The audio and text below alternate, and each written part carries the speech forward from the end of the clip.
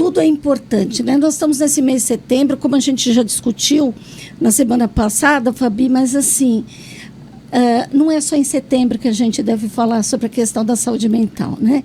Não é somente em setembro que a gente tem que estar olhando para as pessoas ou postando as coisas no Instagram, né? A gente deve falar o ano todo, porque nós temos, né, pessoas aí que estão afundadas em depressão, com transtornos, né, com bipolaridade, tudo, e essas pessoas ficam à margem, só lembram delas quando é setembro, né? A gente está reforçando aqui a questão do Setembro Amarelo, mas a gente quer tocar isso em frente. E hoje a gente vai conversar sobre esse assunto, até diferente, né, pouco discutido, essa questão da saúde mental e o esporte, que é extremamente importante. Mas, Fabi, eu queria, para começar, você falasse o que é o esporte e os tipos de esporte, porque nós temos um pensamento. Quando a gente fala em esporte, a gente fala o quê? Do atleta, certo? É só o atleta? Meire, se eu inverter a pergunta, né? Adoro duas entrevistadoras, vamos lá. O papo vai ser bom. Vamos pensar que se eu fosse falar com uma pessoa que não vem da área, quando eu falo para Meire, né? Aquela mãe, mulher, escritora, e pensasse em o que é esporte? O que a Meire pensa? Então, o que me vem, primeira coisa, é essa questão do atleta, né? Vem ele, o atleta.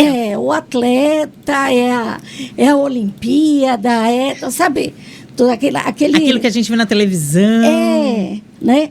E que o esporte não chega a mim, Parece mortal, longe. né? Parece algo longe, né? Com esse estereótipo aqui, né? Atlético, né? Então, na minha cabeça viria assim. Então, Meire, quando eu fiz essa pergunta, por que eu gosto de a gente entender ali o que é o esporte? Primeiro, o esporte é um direito humano, né? Nós, quando a gente se debruça e fala, por exemplo, da Carta, né, da Unesco, ela traz o direito como um patrimônio historicamente construído e constituído pelo homem. Por isso, nós podemos ter acesso a ele no aspecto social, cultural e, mais do que isso, também do bem-estar dessa prática.